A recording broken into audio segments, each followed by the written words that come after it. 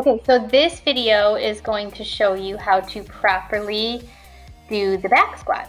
So you've already mastered the front squat. Last year was what we did, the front squat. So now we need to focus on the back squat. So essentially the squat is the same. The only difference is where the weight is and where your hand placement is.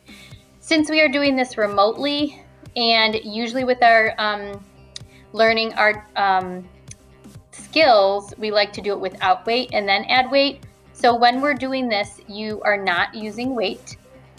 This is just for me to check the form and for you to understand how to properly perform the skill before we start adding weight.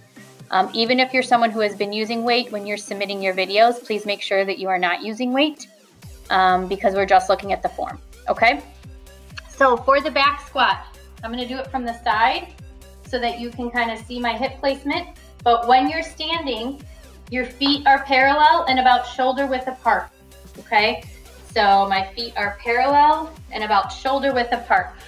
Just tilt this a little bit, okay? Now, when you're doing the back squat, your weight is going, or the barbell is going to be on your back. So typically your arms are going to be up here. But for the sake of just doing the form, you can have your arms bent like this, okay?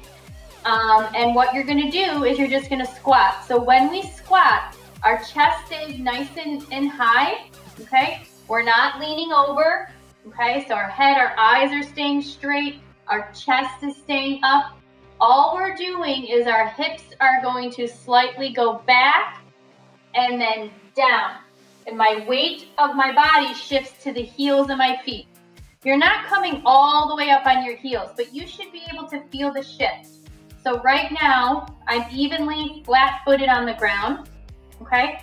So when I do my squat and my hips go back, okay, the weight shifts to mostly in the heels. I still have my feet are on the ground, but most of my weight is in my heels, and then I'm squatting down and squeezing on the way up.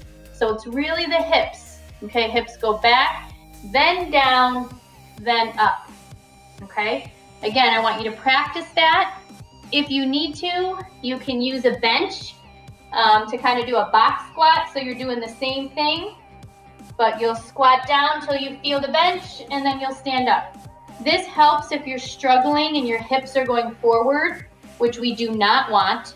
We want our hips going backwards. That helps with that hip placement. So if you put, you know, a chair or a bench or something like that, it will help with that hip placement because that's typically the hardest thing to learn when you're learning how to do a proper squat, okay? So that is the correct form. Please make sure that you're looking at the rubric and making yourself familiar with the language in there so that you understand that when we're using it in class, okay?